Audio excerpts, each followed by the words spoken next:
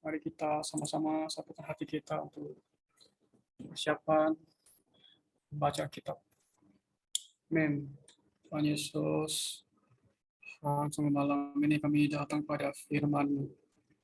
Ya, firman-Mu boleh menjadi roti hayat bagi setiap kami, menyuplai setiap kami. Tuhan, melalui apa yang kami baca, Tuhan Yesus boleh memperlengkapi kami dengan perbuatan kebenaran, boleh menyucikan, membersihkan setiap diri kami. Terima kasih Tuhan. Amin. Saya izin share screen dulu.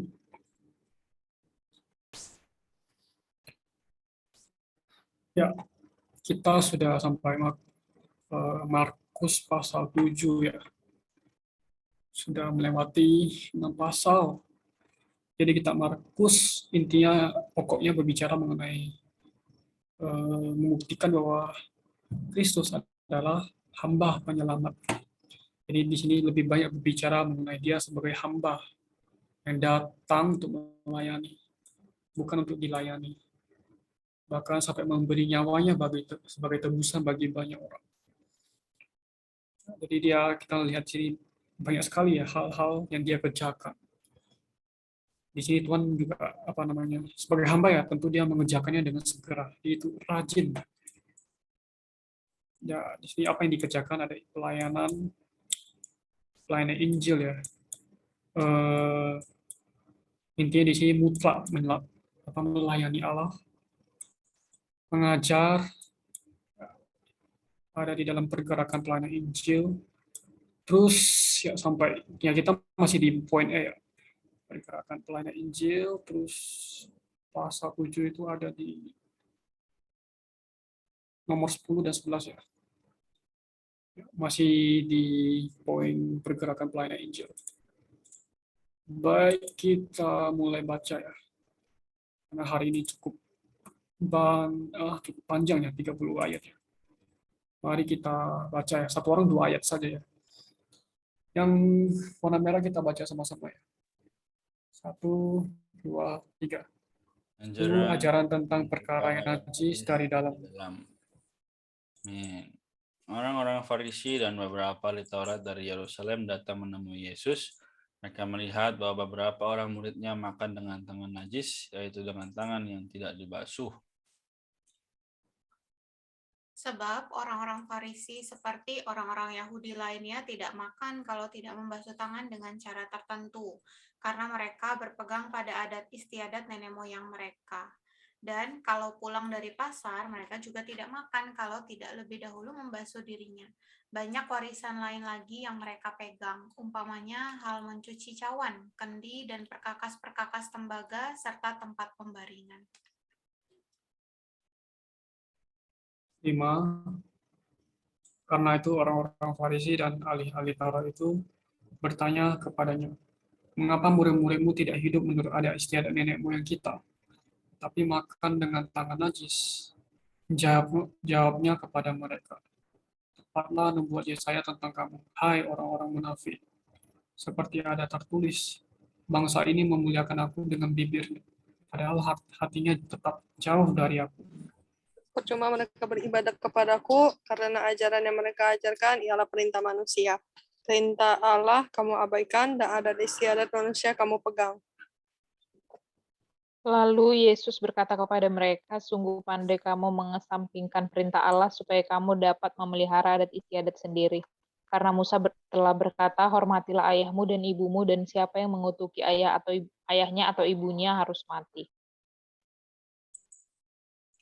11. Tapi kamu berkata, kalau seorang berkata kepada ayahnya atau ibunya, segala bantuan yang seharusnya engkau terima dariku adalah kurban, yaitu persembahan kepada Allah, maka kamu tidak membiarkannya lagi berbuat sesuatu pun untuk ayahnya atau ibunya. Jadi, dengan adat istiadat yang kamu teruskan itu, firman Allah kamu nyatakan tidak berlaku. Banyak lagi hal lain seperti itu yang kamu lakukan. Lalu Yesus memanggil lagi orang banyak dan berkata kepada mereka, kamu semua dengarlah kepadaku dan perhatikanlah.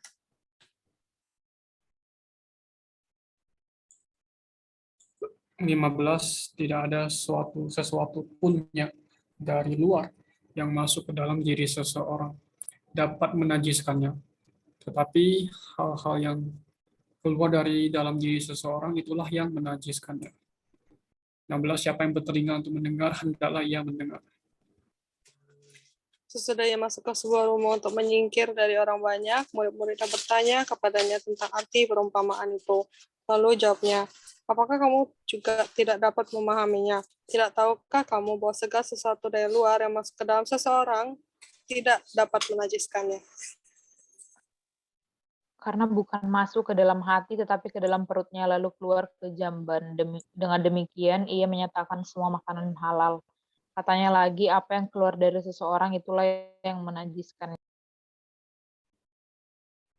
Ayat 21, sebab dari hati orang timbul segala pikiran jahat, percabulan, pencurian, pembunuhan, perzinahan, keserakahan, kejahatan, kelicikan, perbuatan tidak senonoh, iri hati, hujat, kesombongan, kebebalan.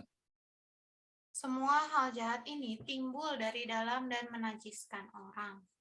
Mengurus setan. Mengurus setan dari anak perempuan Kanaan. Lalu Yesus berangkat dari situ dan pergi ke daerah Tirus. Ia masuk ke sebuah rumah dan tidak ingin seorang pun mengetahuinya. Tetapi kedatangannya tidak dapat dirahasiakan.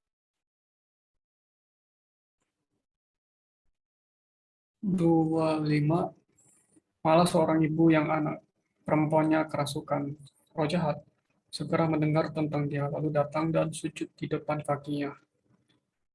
Perempuan itu seorang Yunani keturunan Syro-Fenisia. Ia memohon kepada Yesus untuk mengusir setan itu dari anak perempuannya. Lalu Yesus berkata kepadanya, biarlah anak-anak kenyang dahulu, sebab tidak patut mengambil roti yang disediakan bagi anak-anak dan melemparkannya kepada anjing. Tetapi perempuan itu menjawab, benar Tuhan, tetapi anjing yang dibawa meja juga makan remah-remah yang dijatuhkan anak-anak.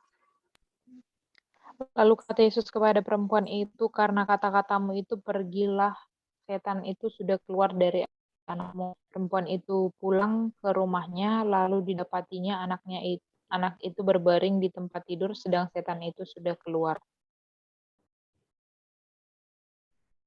Amin. Pembacaan kita sudah selesai sampai di sini ya. Oke. Dari 30 ayat ini apakah mungkin ada yang mau sharing? Ada ayat yang mungkin terkesan atau mungkin mau bertanya? Silahkan. Aku mau bertanya kok, Oh ya, boleh. di ayat teman-teman yang masih di seandainya kayak di Katolik gitu kan, atau di beberapa yang bisa makan darah gitu. Biasanya mereka mengutip ayat pasal 7 ayat 18 yang ini, yang segala sesuatu dari luar yang masuk ke dalam diri seseorang tidak dapat menajiskannya. Tetapi apa yang keluar dari seseorang itulah yang menajiskannya. Jadi mereka mengutip dari ayat ini kalau di ayat 19 juga dikatakan bahwa semua makanan halal gitu. Tapi kan sebenarnya kalau makan darah itu kan sebenarnya bertentangan gitu dengan ajaran Tuhan. Itu bagaimana? Ya, kalau soal itu ya memang sih makanan itu gak ada satupun yang haram kalau kita baca kitab Kisah Para Rasul ya. Jadi ketika Petrus ya sedang bermimpi sih, apa ya namanya ya, mengalami trans ya. Dia itu melihat entah pasal 10 kalau nggak salah ya. Visi Petrus pasal 10 benar. Kisah Rasul pasal 10. Ya, apa yang dinyatakan halal oleh Allah tidak boleh engkau nyatakan haram. Jadi ya apa namanya, sebenarnya apa ini kan cuma tradisi ya. Hukum Taurat kan di Keluaran kan ada namanya tradisi. Bukan tradisi, maksudnya hukum Taurat dan ketentuan-ketentuannya. Kalau kita baca Imamat ya, itu kan ada ketentuan tentang kurban persembahan. Jadi sejak Tuhan datang disalibkan, maka hukum Taurat itu dibatalkan dengan segala ketentuan-ketentuannya. Tapi hukum yang secara moral masih berlaku ya, maksudnya yang berkaitan dengan moral. Tapi ketentuannya yang memisahkan orang Yahudi dengan orang Yunani sudah dibatalkan. Dinding pemisah sudah dihancurkan. Ya, seperti yang dikatakan di Efesus pasal 2 ya. Masalah ya. Ya, jadi ya dulu memang nggak boleh makan darah. Bahkan sampai sekarang pun masih nggak boleh makan darah. Kenapa nggak boleh makan darah? Karena ini sih dibahas di Kisah Para Rasul sih, di mana ada perdebatan ya, antara Yakobus dengan Paulus dengan yang lainnya ya, mengenai satu surat ya, lupa mana ya suratnya. Nah di situ ditulis darah itu masih dilarang untuk dimakan. Kisah Rasul 15. Kisah Rasul 15 ya. Iya, 15. Ayat 20. Nah iya, persidangan rasul-rasul dan penatua-penatua Yerusalem. Tapi kita harus menulis surat kepada mereka supaya mereka menjauhkan diri dari ini ada hal-hal yang nggak boleh dilakukan, dari daging binatang yang mati dicekik dan dari darah. Sebab sejak dahulu hukum Musa diberitakan di tiap-tiap kota sampai sekarang hukum itu dibacakan beberapa. Jadi ya apa namanya nggak cuma di perjanjian lama, ya di perjanjian baru juga sama gitu. Apakah Yakobus mengikuti Tuhan? Ya Yakobus kan murid Tuhan gitu. Dia juga mendengarkan apa yang dikatakan Tuhan.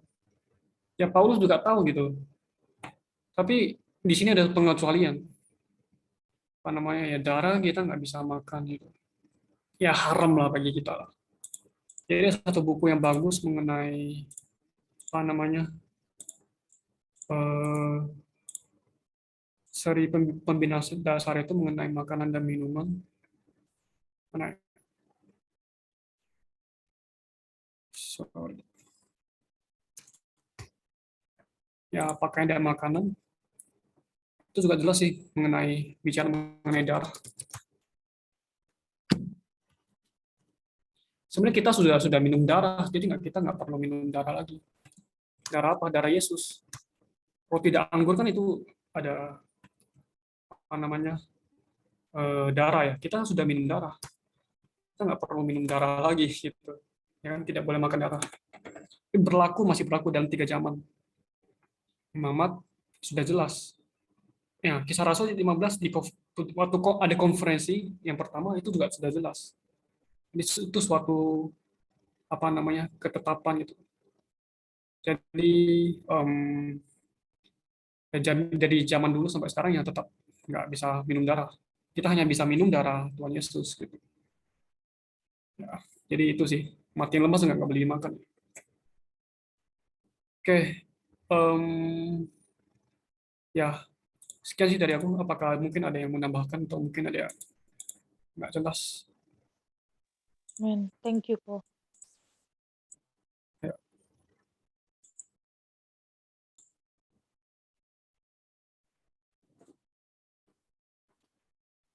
Men, aku juga terkesan ya di pasal 7 ini, khususnya yang bicara mengenai orang-orang Farisi ya. Tadi aku terkesan di ini, di ayat 7 ya. Percuma mereka beribadah kepadaku karena ajaran yang mereka ajarkan ialah perintah manusia. Perintah Allah kamu abaikan dan adat istiadat manusia kamu pegang. Terus dikatakan pandai mengesampingkan perintah Allah supaya kamu dapat memelihara adat istiadat sendiri. Jadi kalau setiap orang kan punya adat istiadat ya, dan setiap adat istiadat pasti ada norma-norma yang berlaku, entah itu baik atau buruk gitu. Tapi ternyata adat istiadat ini dipakai oleh orang-orang Farisi dan ahli-ahli Taurat untuk mengesampingkan perintah Allah, untuk mengesampingkan firman Allah. Padahal notabene-nya mereka itu adalah orang yang mengetahui hukum Musa. Mereka itu adalah orang-orang yang mengetahui diri Allah ya dalam perjanjian lama gitu. Dan ini adalah satu yang menyedihkan ya, maksudnya kita seringnya menaati perintah agama bukan perintah Allah gitu kan. Kalau kita tahu faktanya sebenarnya yang menyalibkan Yesus itu kan sebenarnya adalah agama dan juga politik gitu. Tapi di sini bukan berarti kita bukan menjadi orang yang tidak beragama, tapi lebih tepatnya adalah kita adalah orang-orang yang mengikuti Tuhan gitu. Jadi ya sedih aja gitu, maksudnya orang yang sudah hatam terhadap hukum Taurat bisa mengesampingkan perintah Allah gitu untuk memuaskan adat istiadat mereka gitu. Aku juga melihat ya bahwa di sini bagus gitu Tuhan Yesus bilang sebenarnya apa yang menajiskan orang itu timbul dari dalam gitu. Oleh karena itu setiap hal di dalam hati manusia itu adalah rusak ya, adalah jatuh ya. Tidak ada yang baik di dalam diri manusia. Tapi ya puji Tuhan melalui kematian dan kebangkitannya dia tinggal di dalam kita, dia bisa menggantikan semua hal yang najis itu. Tapi ya perlu hari demi hari disusun ulang oleh firman-Nya. Jadi ya hari ini kita sebagai orang Kristen, standar kita sebagai orang Kristen tuh bukan adat istiadat, bukan perintah manusia, bukan baik atau buruk, bukan benar atau salah, tapi firman Tuhan. Mungkin di luar sana agama dan lain sebagainya mungkin baik gitu, tapi kalau misalnya hal itu bertentangan dengan firman, ya kita bisa tanya ya kepada diri sendiri, kita mau ikutin perintah itu atau mengikuti firman Tuhan. Kalau saya pribadi, saya akan ikuti perintah Tuhan walaupun di luar sana banyak yang menyudutkan, banyak yang menganggap sesat dan lain sebagainya. Tapi karena saya tahu dan saya beriman bahwa standar saya sebagai orang Kristen haruslah firman Tuhan. Amin. Amin. Thank you, Kak Maria.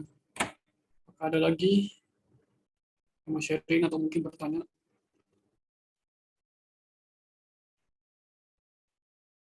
Ya mungkin dikit aja. Jadi ini lebih ke arah bagaimana ketika memang ada situasi dan kondisi ya, misal nenek ya atau paman ya yang belum beroleh selamat, ya mereka nggak bolehin ini, nggak bolehin itu ya, tapi kita makan di depan mereka misalnya ya, wah kok orang Kristen gitu. Nah ini jadi apa ya, jadi kan sandungan buat mereka. Nah tapi kalau kita tahu bahwa oh iya ini yang sudah misalnya kita tahu dia persembahkan ya di juga daging ini, darah ini nggak boleh, ya memang saat itu mungkin kita nggak perlu makan di depan mereka. Tapi ketika misalnya tidak ada mereka ya kita boleh lakukan lagi atau tidak lakukan itu. Nah jadi perkara kepada kalau orang lihat kita tuh mereka bisa beroleh selamat nggak sih gitu ya.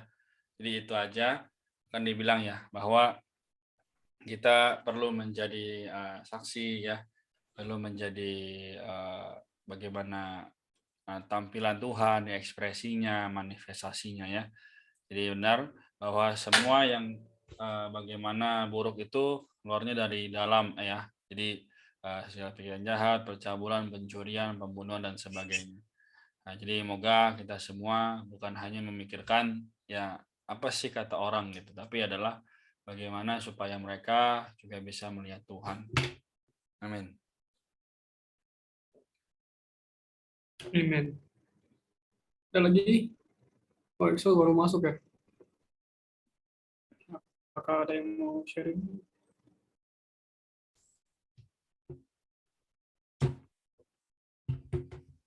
Baik, sudah waktunya.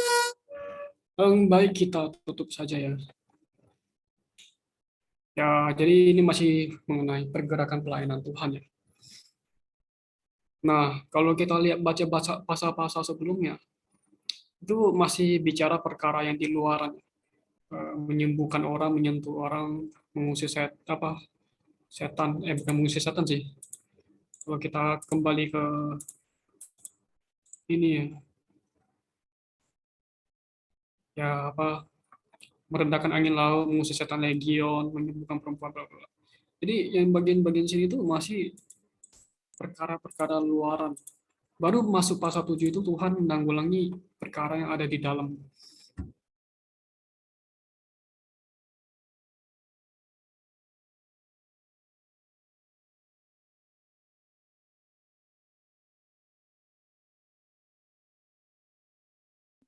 Tes. Di ayat 21 sampai 22 itu ya, tes dengaran nggak suaraku? Halo. Udah, tadi sempat putus sedikit, tapi udah masuk.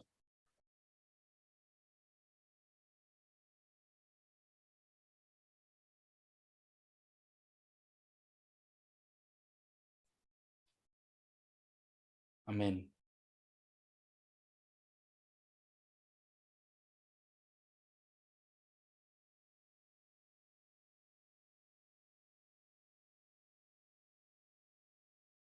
Cek.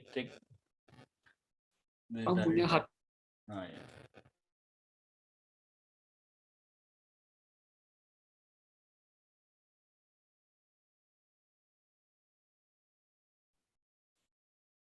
Oh, terlempar.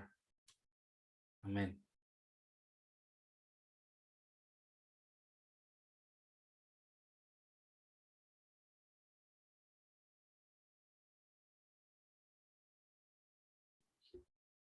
Mau dibantu share screen?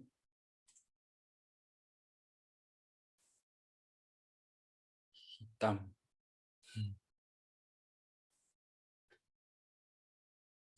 Ah.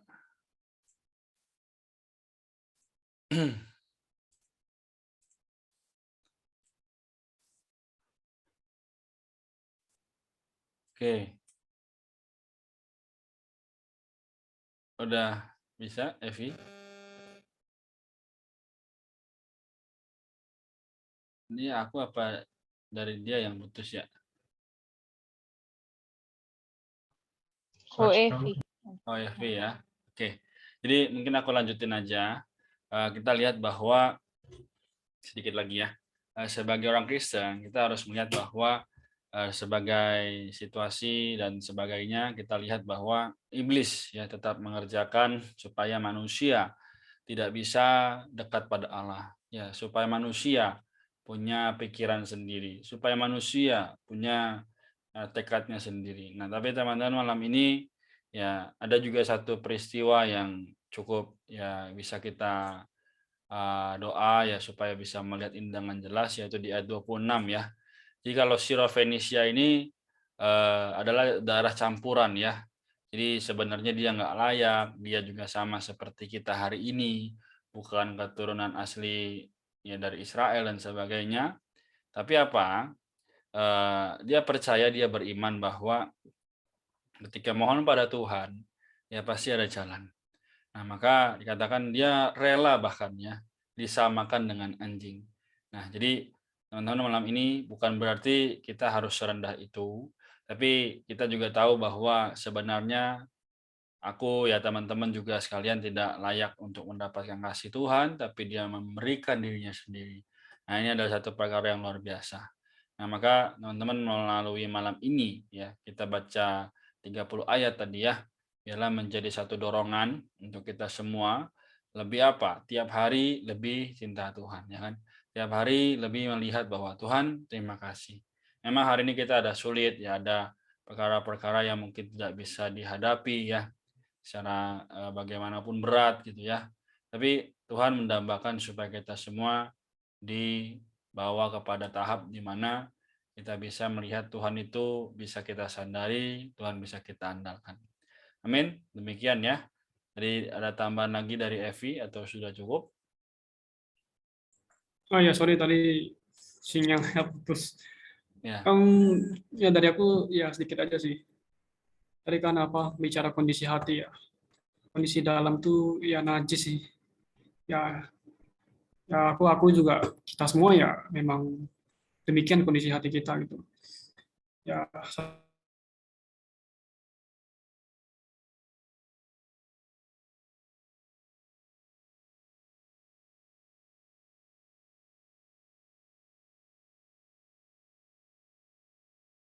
Iya, sinyal di sana jelek ya. Oke, nggak apa-apa. Nanti Evi itu boleh share di grup aja apa yang mau disampaikan, nggak apa-apa. Kita sampai di sini dulu ya, mengingat waktu. Nanti Evi boleh sampaikan di grup apa yang mau ditambahkan. Oke, apakah kita boleh minta siapa yang mau berdoa, silahkan untuk menutup pembacaan malam ini.